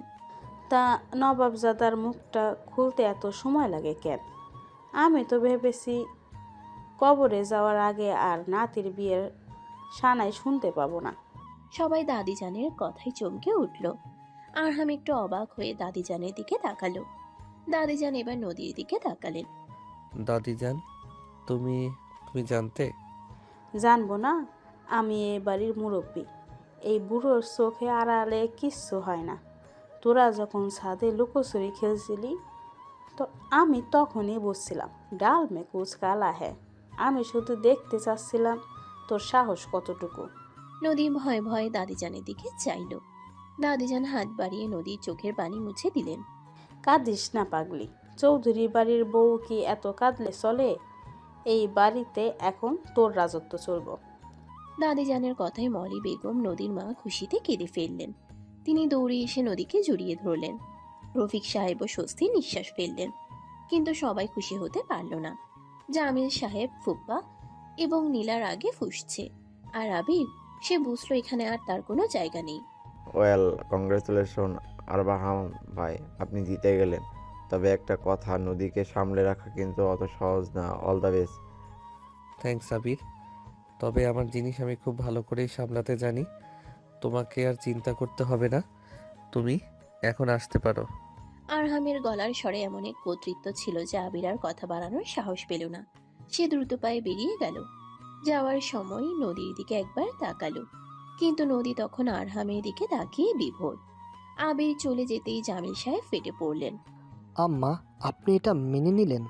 ঘরের মেয়ে ঘরে রাখছেন, সেটা ভালো কথা, কিন্তু আমার নীলা, আমি তো ভেবেছিলাম নীলাকে আরামের সাথে বিয়ে দিব। আপনারা আমাকে অপমান করলেন। আরহাম শান্ত গলায় উত্তর দিল। ফুপা, এখানে অপমানের কিছু নেই। নীলা আমার বোন, ও আমার খুব আদরের, কিন্তু জীবনসঙ্গী হিসেবে আমি নদীকেই বেছে নিয়েছি। আর জোর করে বিয়ে দিলে কি নীলা সুখী হতে পারতো? ভাইয়া, তুমি নদীকে বাঁচলে, এই পিচ্ছি একটা মেয়েকে ও তোমার কি বুঝে? আমি তোমাকে ছোটবেলা থেকে। আরহাম নীলার কাছে গিয়ে তার কাঁধে হাত রাখলো। নীলা, ভালোবাসা বোঝার জন্য বয়সের দরকার হয় না, মনের দরকার হয়। নদীর মতো আমাকে কেউ বোঝে না। তুই আমার বোন ছিলি, আছিস এবং থাকবি। প্লিজ এই সম্পর্কটা নষ্ট করিস না। নীলা আর কোনো কথা না বলে কাঁদতে কাঁদতে নিজের ঘরে চলে গেল। জামিল সাহেবও গটগট করে মেয়ের পিছু নিলেন। বসার ঘরের পরিবেশটা একটু হালকা হলো। তুর্য, নদীর ভাই এসে আরহামকে জড়িয়ে ধরলো। সারা বাবু, অবশেষে লাইনই এলি। আমি তো ভাবছিলাম তোকে পিটিয়ে সোজা করতে হবে। আমি তো আগেই জানতাম আমাদের নদীকে কম জাদুকরি নাকি, ব্যারিস্টার সাহেবকে একদম ঘায়েল করে দিয়েছে। সোহা আর আফিফ তো খুশিতে লাফাচ্ছে। আফিফ নদীর সামনে গিয়ে স্যালিউট দিল। ভাবিজান, এতদিন তো পিচ্ছি বলে ক্যাপাতাম, এখন তো দেখছি সালাম টুকতে হবে। আমার পকেট মানিটা কিন্তু ডাবল হওয়া চাই। সবাই হাসলো, কিন্তু এই হাসির মাঝেও একজন চুপ করেছিলেন। রিহানা বেগম, আরহামের মা। তার মুখটা থমথমে। তিনি কিছু না বলে নিজের ঘরের দিকে পা বাড়ালেন। আরহাম মায়ের এই নীরবতা লক্ষ্য করল। দুপুরের পর আরহাম নিজের ঘরে বসেছিল। হঠাৎ দরজা খুলে নদী ঢুকলো। তার পরনে এখন লাল রঙের একটা শাড়ি, চোখে গাঢ় করে কাজল দেওয়া। আরহাম ল্যাপটপ সরিয়ে রেখে নদীর দিকে তাকালো। এই মেয়েটা প্রতি মুহূর্তেই যেন নতুন করে সুন্দর হয়ে ওঠে। নদী ধীর পায়ে আরহামের কাছে এগিয়ে এলো। আরহামের কোলে বসে পড়ল সে, কোনো সংকোচ ছাড়াই। আরহামের দুই গালে হাত রেখে সে বলল, সত্যি করে বলো তো, তুমি কি সত্যি আমাকে বিয়ে করবে, নাকি দাদিজানের ভয়ে বললে? ভয় আমি কাউকে পাই না নদী, আর তোকে বিয়ে করার সিদ্ধান্তটা আমার অনেক আগেই নেওয়া ছিল। শুধু সঠিক সময়ের অপেক্ষা করছিলাম। জানো, আবির যখন বিয়ের প্রস্তাব দিল আমার দম বন্ধ হয়ে আসছিল, মনে হচ্ছিল আমি মরে যাব। তুমি যদি তখন না বলতে। নদীর গলা ধরে এলো। আরহাম তর্জনী দিয়ে নদীর ঠোঁটে আলতো চাপ দিল। চুপ, ওসব কথা আর মনে করবি না। তুই শুধু আমার, এই অধিকার আমি কাউকে দেব না। আমি ভাবতেই পারছি না আমরা এখন সবার সামনে এক হতে পারবো। আর কোনো লুকোচুরি নেই। লুকোচুরি নেই কে বলল? রোম্যান্স কি আর সবার সামনে করা যায়? ওটা তো আড়ালেই করতে হয়, যেমন এখন। আরহাম নদীর চিবুক ধরে তার মুখটা উঁচুতে তুলল। নদীর কাজলে আঁকা চোখ দুটোতে এখন শুধুই সমর্পণ। আরহাম ধীরে ধীরে নদীর ঠোঁটে নিজের ঠোঁট ছোঁয়ালো। প্রথমে আলতো করে, তারপর ধীরে ধীরে সেই চুম্বন গাঢ় থেকে গাঢ়তর হতে লাগলো। নদীর হাত আরহামের চুল খামচে ধরল। আরহামের স্পর্শে নদীর শরীরে শিহরণ খেলে গেল। আরহামের হাত নদীর ব্লাউজের পিঠের ফিতাগুলো নিয়ে খেলা করছিল। নদী আরহামের কানের কাছে ফিসফিস করে বলল, দরজাটা দরজাটা কি লক করা? লক করা না থাকলেও কেউ আসার সাহস পাবে না এখন। আরহাম নদীকে বিছানায় শুয়ে দিল। লাল শাড়িতে মোড়ানো নদীকে দেখে আরহামের মনে হলো সে কোনো দেবীকে স্পর্শ করছে। আরহাম নদীর গলার ভাঁজে মুখ ডুবিয়ে দিল। নদীর শরীরের বুনো ঘ্রাণ আরহামকে মাতাল করে তুলছিল। আরহামের প্রতিটি চুম্বনে ছিল দীর্ঘ প্রতীক্ষার অবসান। নদীও সাড়া দিচ্ছিল সমান আবেগে। সে আরহামকে নিজের মাঝে মিশিয়ে নিতে চাইছিল।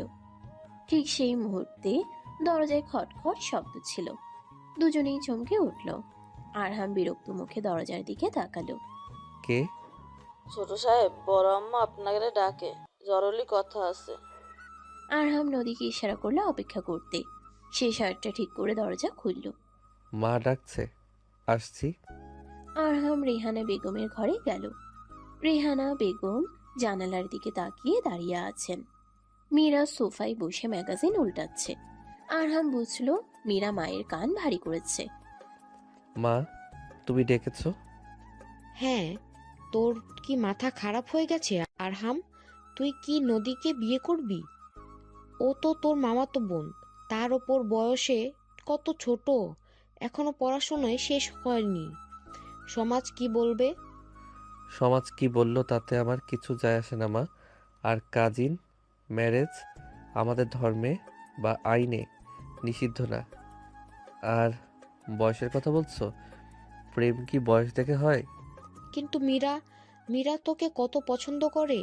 ও তোর সমকক্ষ, ওর সাথে তোর স্ট্যাটাস মিলে। নদীর সাথে তোর কি মিল আছে? ও তো এখনো বাচ্চাই রয়ে গেছে। আরহাম মীরার দিকে একবার তাকালো। মীরা চোখ নামিয়ে নিল। আরহাম মায়ের কাছে গিয়ে হাত ধরল। মা, স্ট্যাটাস দিয়ে সংসার হয় না, ভালোবাসা দিয়ে হয়। মীরা হয়তো আমার কলিগ হিসেবে পারফেক্ট, কিন্তু জীবনসঙ্গী হিসেবে না। নদী আমাকে বোঝে, ও আমার অগোছালো জীবনটা গুছিয়ে দিতে পারে। তুমি কি চাও না তোমার ছেলে সুখী হোক? কিন্তু নদী তো কোনো কাজই পারে না। ও কি পারবে এই সংসারের দায়িত্ব নিতে? মা, নদী শিখবে, তুমি আছো, বড় মা আছে, তোমরা ওকে শিখিয়ে নেবে। আর ও ছোট বলে ওকে অবহেলা করো না, ওর মনের জোর অনেক। রেহানা বেগম চুপ করে রইলেন। ছেলের এই দৃঢ়তা দেখে তিনি বুঝলেন আরহাম তার সিদ্ধান্ত বদলাবে না। মীরা সোফা থেকে উঠে দাঁড়ালো। আন্টি, আরহাম যখন ডিসাইড করেই ফেলেছে তখন আর কি করার? তবে আরহাম ইমোশনাল হয়ে ডিসিশন নিচ্ছ, পরে পস্তাতে না হয়। সেটা আমার ব্যাপার মীরা, তুমি তোমার চিন্তা করো। আর হ্যাঁ, আমার এবং নদীর মাঝখানে আসার চেষ্টা আর করো না প্লিজ। আরহাম ঘর থেকে বেরিয়ে এলো। বাইরে নদী দাঁড়িয়েছিল। সে সব শুনেছে। আরহামকে দেখে সে দৌড়ে এসে তাকে জড়িয়ে ধরলো। তুমি মায়ের মুখের ওপর এত কথা বললে আমার জন্য? তোর জন্য আমি পুরো পৃথিবীর সাথে লড়তে পারি নদী। মা একটু সেকেলে মানুষ, তাই এসব ভাবছে। ঠিক হয়ে যাবে। সন্ধ্যায় রিয়ার বিয়ে। পুরো বাড়ি আলোক সজ্জায় ঝলমল করছে। বরযাত্রী এসেছে, বিশাল আয়োজন।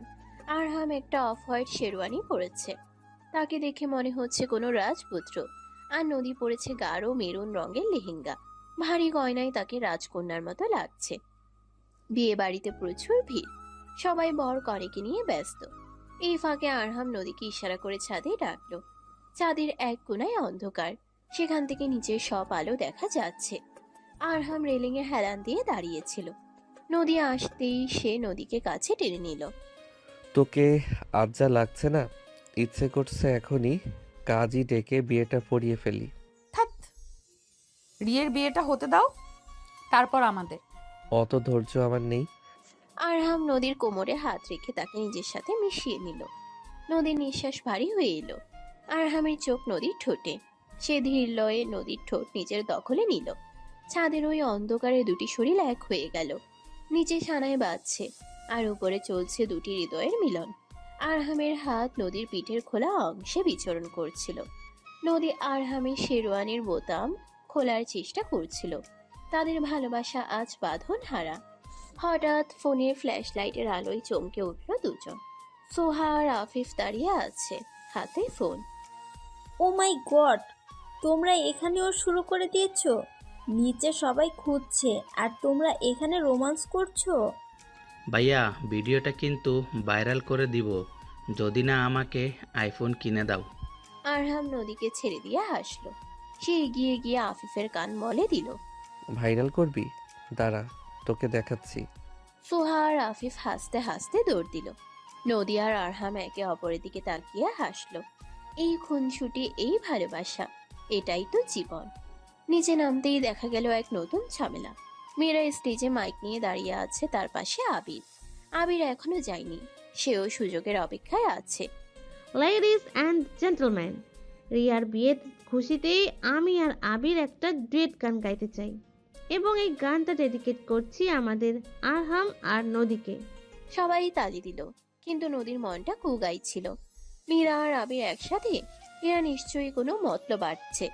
মীরা আর আবির গান গাইতে শুরু করলো। কি করে তোকে বলবো তুই কে আমার। গানটা সুন্দর, কিন্তু গানের মাঝখানে মীরা এমন কিছু কথা বলতে লাগলো যা আরহাম আর নদীর জন্য অস্বস্তিকর। ভালোবাসা আসলে অদ্ভুত, কখন যে কাজিন লাভার হয়ে যায় আর কখন যে বেস্ট ফ্রেন্ড শত্রু হয়ে যায় বোঝা দেয়। তবে কিছু ভালোবাসা আসলে মোহ, যা সময়ের সাথে কেটে যায়। নদীর মুখটা কালো হয়ে গেল। আরহাম রাগে দাঁত কিরমির করলো। গান শেষ হতে আরহাম স্টেজে উঠে গেল। সে মীরার হাত থেকে মাইকটা নিল। মীরা খুব সুন্দর বলল, তবে একটা কথা ও ভুলে গেছে। মোহ কাচের মতো, একটু আঘাতেই ভেঙে যায়, কিন্তু ভালোবাসা হীরের মতো, যত আঘাত পাবে তত উজ্জ্বল হবে। আর আমার আর নদীর ভালোবাসা ওই হীরের মতো। আবির, মীরা, তোমাদের ধন্যবাদ আমাদের পরীক্ষা নেওয়ার জন্য, কিন্তু আমরা পাশ করে গেছি। সবাই জোরে হাততালি দিয়ে উঠল। দাদিজান নিচে বসে লাঠি ঠুকে বললেন, সাবাস বেটা, একেই বলে চৌধুরীর নাতি। মীরা আর আবির অপমানে লাল হয়ে স্টেজ থেকে নেমে গেল। নদী আরহামের দিকে তাকিয়ে গর্বিত বোধ করলো। তার আরহাম ভাই আজ সত্যিই তার হিরো। রাত গভীর হয়েছে, রিয়ার বিদায় হয়ে গেছে। বাড়িটা এখন কিছুটা শান্ত। আরহাম নিজের ঘরে শুয়ে আছে, ক্লান্ত। হঠাৎ দরজা খুলে নদী ঢুকলো, তার হাতে এক গ্লাস দুধ। কি গো হবু বর, ক্লান্ত হয়ে গেছো? একটু আয়, কাছে আয়। নদী দুধের গ্লাসটা টেবিলে রেখে আরহামের পাশে শুয়ে পড়ল। আরহাম নদীকে নিজের বাহুবন্ধনে জড়িয়ে নিল। নদী, আর মাত্র কয়েকটা দিন, তারপর তুই পাকাপাকি ভাবে এই ঘরে আসবি আমার বউ হয়ে। আমি তো এখনই তোমার বউ, মনে মনে। মনে মনে না, আমি তোকে সর্বস্ব দিয়ে পেতে চাই, শরীরে, মনে, সব কিছুতে। আরহাম নদীর কপালে চুমু খেলো। তারপর ধীরে ধীরে তার হাত নদীর শরীরের স্পর্শকাতর জায়গাগুলো ছুঁতে লাগলো। নদী আরহামের স্পর্শে গলে যাচ্ছিল। সে আরহামের বুকে মুখ লুকিয়ে বলল, আরহাম, আমি ভয় পাচ্ছি না, আমি শুধু তোমার হতে চাই। আজ, এখন। আজ না পাগলি, বাসরাতের জন্য কিছু জমা থাক। সেই রাতটা হবে আমাদের জীবনের শ্রেষ্ঠ রাত। আমি চাই না তাড়াহুড়ো করে কিছু হোক, তোকে আমি রাজরানীর মতো সম্মান দিয়ে ঘরে তুলব। নদী আরহামের বুকে মাথা রেখে নিশ্চিন্তে চোখ বন্ধ করলো। সে জানে এই মানুষটা তাকে কতটা ভালোবাসে। তার সম্মান, তার ইচ্ছে, সব কিছুই আরহামের কাছে দামি। কিন্তু তারা জানতো না তাদের সামনে অপেক্ষা করছে শেষ এবং সব থেকে বড় পরীক্ষা। সকালে ঘুম ভাঙতে আরহাম দেখলো তার মোবাইলে একটা ভিডিও মেসেজ এসেছে। ভিডিওটা ওপেন করতেই আরহামের মাথায় আকাশ ভেঙে পড়ল। ভিডিওতে দেখা যাচ্ছে নদী আর আবির কোনো এক রেস্টুরেন্টে বসে আছে এবং আবির নদীর হাত ধরে আছে। ভিডিওটা বেশ পুরনো, কিন্তু এডিট করে এমনভাবে বানানো হয়েছে যেন মনে হচ্ছে ওদের মধ্যে গোপন একটা সম্পর্ক ছিল। নিচে একটা টেক্সট, আয়েশা সাহেব, আপনার হবু বইয়ের আসল রূপটা দেখে নিন। এই ভিডিওটা যদি সোশ্যাল মিডিয়ায় যায় তাহলে চৌধুরী পরিবারের ইজ্জত কোথায় যাবে ভাবুন। আরহাম মোবাইলটা শক্ত করে ধরল। এটা আবিরের কাজ, ও শেষ কামড়টা দিতে চায়। আরহাম কি করবে এখন? নদীকে বিশ্বাস করবে নাকি এই মিথ্যা প্রমাণের ফাঁদে পা দেবে? আরহাম ফোনের স্ক্রিনের দিকে তাকিয়ে আছে। ভিডিওটা সে অন্তত 10 বার প্লে করে দেখেছে। সাধারণ কেউ হলে হয়তো রাগের মাথায় ফোন আশ্রয় ভেঙে ফেলতো বা সোজা গিয়ে নদীকে জেরা শুরু করত, কিন্তু আরহাম চৌধুরী একজন ব্যারিস্টার। প্রমাণের সত্যতা যাচাই না করে সে কোনো সিদ্ধান্তে আসে না। ভিডিওতে নদী আর আবির হাত ধরাধরি করে বসে থাকতে দেখা যাচ্ছে।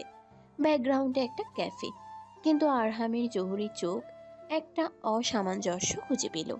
ভিডিওর কোনায় একটা ক্যালেন্ডার দেখা যাচ্ছে, যেখানে সালটা 2 বছর আগের। অথচ নদী যে ঘড়িটা পরে আছে সেটা আরহাম গত মাসে লন্ডন থেকে পাঠিয়েছিল। আরহামের ঠোঁটের কোণে একটা বাঁকা হাসি ফুটে উঠল। সে বুঝলো এটা আবিরের কাঁচা হাতের কাজ। এডিট করতে গিয়ে সময়ের হিসেব রাখতে পারেনি গাধাটা। আরহাম ফোনটা পকেটে রাখলো। এই ভিডিওটা এখন আবিরের গলার ফাঁস হবে। সকাল 10টা, নাস্তার টেবিলে সবাই উপস্থিত। আবির বেশ ফুরফুরে মেজাজে আছে। সে বারবার আরহামের দিকে তাকাচ্ছে, আশা করছে কখন বোমাটা ফাটবে। মীরাও বেশ উৎসাহ নিয়ে অপেক্ষা করছে। নদী চুপচাপ মাথা নিচু করে খাচ্ছে। সে জানে না তার বিরুদ্ধে কি ষড়যন্ত্র চলছে। আরহাম ধীরে স্থির ভাবে চায়ে চুমুক দিল, তারপর পকেট থেকে ফোনটা বের করে টেবিলের উপর রাখলো। আবির, তোমার ভিডিও এডিটিং স্কিল তো দারুণ, তবে ডিটেলিংয়ে একটু কাঁচা। আবিরের ফুরফুরে ভাবটা মুহূর্তেই উবে গেল। সে আমতা আমতা করে বলল, কি বলছেন আরবাহাম, কিসের ভিডিও? যে ভিডিওটা তুমি আজ সকালে আমাকে পাঠিয়েছো ব্ল্যাকমেইল করার জন্য। ভেবেছিলে আমি বোকা? ভিডিওর ডেট আর নদীর হাতের ঘড়ি দুটো 2 সময়ের। আর সবচেয়ে বড় কথা, আমি নদীকে চিনি।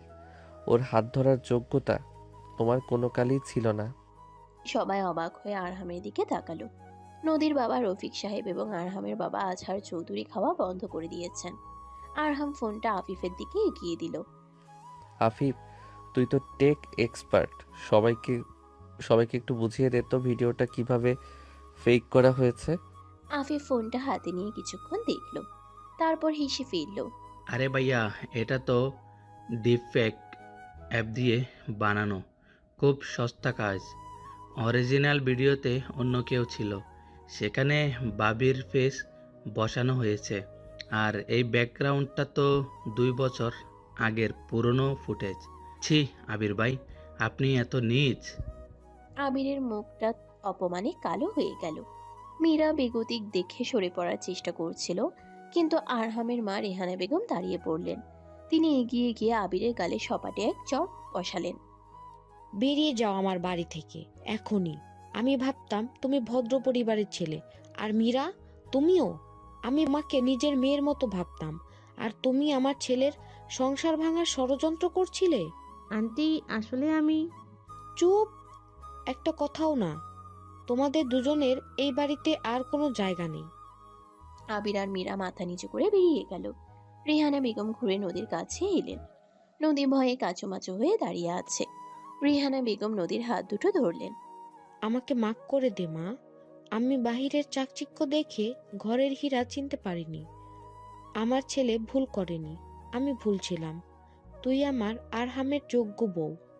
নদী কেঁদে ফেলল। রেহানা বেগম তাকে বুকে জড়িয়ে ধরলেন। বসার ঘরে এক আনন্দের বন্যা বয়ে গেল। আরহাম দূর থেকে দাঁড়িয়ে দৃশ্যটা দেখল। তার চোখে তৃপ্তির ঝিলিক। তার যুদ্ধ শেষ, এবার শুধু ভালোবাসার পালা।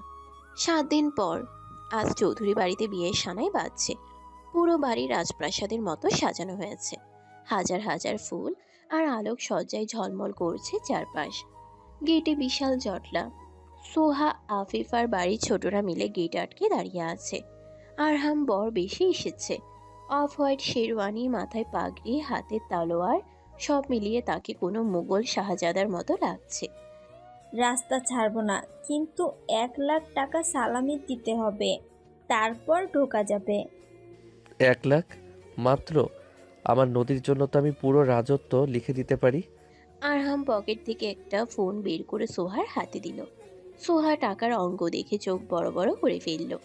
গেট খুলে দেওয়া হলো। আরহাম ধীর পায়ে আসরে প্রবেশ করলো। কিছুক্ষণ পর নদীকে নিয়ে আসা হলো। লাল বেনারসি, গা ভর্তি সোনার গয়না, হাতে মেহেদি, কপালে চন্দন। নদীকে দেখে মনে হচ্ছে স্বর্গের কোনো অপ্সরা মর্তে নেমে এসেছে। আরহামের চোখ পলকহীন। সে ভাবতেই পারছে না এই অপরূপা মেয়েটা আজ থেকে শুধুই তার। কাজী সাহেব বিয়ে পড়ালেন। কবুল বলার সময় নদীর গলাটা একটু কেঁপে উঠল, আর আরহামের গলার স্বরে ছিল দৃঢ়তা। শুভ দৃষ্টির সময় যখন আয়নায় দুজনের চোখাচোখি হলো, আরহাম ফিস ফিস করে বলল, ধরা পড়ে গেলি পিচ্ছি, এখন আর পালানোর পথ নেই। আমি তো ধরা দিতেই এসেছি গো ব্যারিস্টার সাহেব। বিয়ের যাবতীয় আনুষ্ঠানিকতা শেষে রাত তখন 2টো। বাসর ঘর সাজানো হয়েছে 3 তলার আরহামের ঘরে। পুরো ঘর রজনীগন্ধা আর গোলাপ ফুল দিয়ে সাজানো। বিছানায় ফুলের চাদর, বাতাসে মিষ্টি সুবাস। আরহাম ঘরে ঢুকলো। নদী বিছানার মাঝখানে বসে আছে, ঘুমটা দেওয়া। আরহাম ধীর পায়ে এগিয়ে গিয়ে দরজাটা লক করে দিল। সে তার শেরওয়ানিটা খুলে হ্যাঙ্গারে রাখলো। ঘরের এসি চলছে, তবুও আরহামের শরীরে এক অদ্ভুত উত্তাপ। সে বিছানায় উঠে বসলো, নদীর খুব কাছে। নদীর শরীর কাঁপছে। আরহাম আলতো হাতে নদীর মুখের উপর থেকে ঘুমটাটা সরিয়ে দিল। লজ্জায় রাঙা নদীর মুখটা দেখে আরহামের বুকের ভেতরটা ধকরে উঠল। ভয় করছে? একটু। ভয় পাওয়ার কিছু নেই। আমি তো সেই আরহাম ভাই আছি, নাকি জামাই হয়েছি বলে খুব পর মনে হচ্ছে? তুমি আমার আরহাম ভাই নও, তুমি আমার বর, আমার স্বামী। স্বামী শব্দটা নদীর মুখে শুনে আরহামের সব নিয়ন্ত্রণ যেন ভেঙে যাওয়ার উপক্রম হলো। সে নদীর হাত দুটো নিজের হাতের মুঠোয় নিল। নদী, জানিস আমি এই দিনটার জন্য কত বছর অপেক্ষা করেছি? যখন লন্ডনে ছিলাম প্রতিটা মুহূর্তে তোর কথা ভাবতাম। তোর এই দুষ্টুমি, এই হাসি, এই অভিমান সব আমাকে পাগল করে দিত। আমিও তো অপেক্ষা করেছি। সবাই বলতো আরহাম ভাই বড় হয়ে গেছে, ও কি আর এই পিচ্চি মেয়েকে মনে রাখবে? কিন্তু আমি জানতাম আমার ভালোবাসা মিথ্যে হতে পারে না। আরহাম নদীর কপালে একটা দীর্ঘ চুম্বন এঁকে দিল। তারপর ধীরে ধীরে তার ঠোঁট নেমে এলো নদীর চোখের পাতায়, গালে, নাকে। নদী নিঃশ্বাস ভারী হতে শুরু করলো। সে আরহামের পাঞ্জাবির কলার খামচে ধরলো। তোকে আজ আমি নতুন করে আবিষ্কার করতে চাই নদী, একদম নিজের মতো করে। আরহাম নদীর গলার ভারী নেকলেসটা খুলে ফেলল। গয়নার ভারমুক্ত হতেই নদী স্বস্তির নিঃশ্বাস ফেলল। আরহাম তার হাত রাখলো নদীর পিঠের খোলা অংশে। আরহামের হাতের উষ্ণ স্পর্শে নদীর শরীরে শিহরণ খেলে গেল। সে নিজের অজান্তেই আরহামের বুকে মাথা রাখলো। আরহাম নদীর চিবুক ধরে মুখটা উঁচুতে তুলল। দুজনের ঠোঁটের দূরত্ব মাত্র কয়েক মিলিমিটার। অনুমতি দিবি? আমার সবটুকু তো তোমারই আরহাম, অনুমতির কি দরকার? আর কোনো কথা হলো না। আরহাম নদীর ঠোঁট দখল করে নিল। এই চুম্বনে কোনো তাড়াহুড়ো ছিল না, ছিল গভীর ভালোবাসা আর অধিকার বোধ। আরহাম নদীর শাড়ির আঁচলটা সরিয়ে দিল। বেনারসির আড়ালে থাকা নদীর যৌবন দীপ্ত শরীর আজ আরহামের সামনে উন্মুক্ত হওয়ার অপেক্ষায়। আরহাম নদীকে বিছানায় শুয়ে দিল। ফুলের চাদরে নদীর কালো চুলগুলো ছড়িয়ে পড়ল। আরহাম নদীর উপর ঝুঁকে এলো। সে নদীর কানের লতিতে কামড় বসালো। আরহাম। ব্যথা লাগছে? না, ভালো লাগছে, খুব ভালো লাগছে। আরহামের হাত নদীর শরীরের ভাঁজে ভাঁজে বিচরণ করতে লাগলো। সে নদীর ব্লাউজের হুকগুলো একে একে খুলে ফেলল। নদী লজ্জায় চোখ বন্ধ করে ফেলল, কিন্তু সে আরহামকে বাধা দিল না। বরং সে আরহামের পিঠ জড়িয়ে ধরে তাকে আরো কাছে টেনে নিল। ঘরের আলো আধারিতে দুটি ছায়া এক হয়ে গেল। রজনীগন্ধার সুবাস আর তাদের শরীরের ঘ্রাণ মিলেমিশে একাকার। আরহাম নদীর প্রতিটি অঙ্গ স্পর্শ করছিল পরম মমতায়, যেন সে কোনো অমূল্য রত্ন ছুঁয়ে দেখছে। নদীর প্রতিটি শিরা উপশিরায় আরহামের স্পর্শে আগুন ধরে যাচ্ছিল। এক সময় আরহাম নদীর কানে ফিসফিস করে বলল, ভালোবাসি নদী, আমার জীবনের থেকেও বেশি। আমিও তোমাকে ভালোবাসি। সেই রাতে আর কোনো কথা হলো না, শুধু ভালোবাসার এক তীব্র স্রোতে ভেসে গেল দুটি তৃষ্ণার্ত হৃদয়। চাঁদ ডুবে গেল, কিন্তু তাদের বাসর ঘরের আলো নিভল না। তাদের মিলনের সাক্ষী হয়ে রইল রাতের নিস্তব্ধতা আর ফুলের সুবাস। পরদিন সকাল। জানালার পর্দা ভেদ করে সকালের মিষ্টি রোদ এসে পড়েছে বিছানায়। আরহামের ঘুম ভাঙল। সে দেখল নদী তার বুকে মাথা রেখে এখনো ঘুমোচ্ছে। নদীর এলোমেলো চুলগুলো আরহামের মুখের উপর ছড়িয়ে আছে। শাড়ির আঁচলটা মেঝেতে পড়ে আছে। গত রাতের ঝড়ের চিহ্ন এখনো ঘরের চারপাশে। আরহাম আলতো করে নদীর চুলে হাত বুলিয়ে দিল। নদী নড়ে চড়ে উঠল। সে চোখ মেলে তাকালো। আরহামকে দেখে সে লজ্জায় মুখ লুকালো আরহামের বুকে। কি হলো? সকাল সকালেই লজ্জা? কাল রাতে তো খুব সাহসী ছিলে ম্যাডাম। চুপ করো তো, একদম বাজে কথা বলবে না। নদী উঠতে যাচ্ছিল কিন্তু আরহাম তাকে আবার টেনে শুয়ে দিল। এখনই উঠতে হবে না, আজ আমাদের ছুটি। নিচে সবাই অপেক্ষা করছে। বউ ভাত আছে না, ছাড়ো আমাকে। ছাড়বো না, সারা জীবন আটকে রাখবো। আরহাম আবার নদীর ঠোঁটে চুমু খেতে যাচ্ছিল, ঠিক তখনই দরজায় ধপ ধপ শব্দ। ও ভাইয়া, ও ভাবি, দুপুর হয়ে গেল তো, রোমান্স কি আর শেষ হবে না?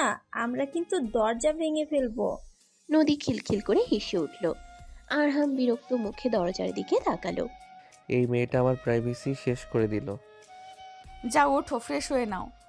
5 বছর পর চৌধুরী বাড়ির ছাদ, সে একই ছাদ যেখানে আরহাম আর নদীর প্রেমে শুরু হয়েছিল। আর সেখানে একটা ছোট্ট বাচ্চা দৌড়ে বেড়াচ্ছে। 3 বছরের ছেলে আরিয়ান, আরহামের ছোট সংস্করণ। নদী আর আরহাম রেলিং ধরে দাঁড়িয়ে আছে। নদী এখন আরো বেশি সুন্দরী হয়েছে, মাতৃত্বের একটা আলাদা লাবণ্য তার চোখে মুখে। আরহামের চুলে 2-1টা পাকা চুল উকি দিচ্ছে, কিন্তু তার গাম্ভীর্য এখনো অটুট।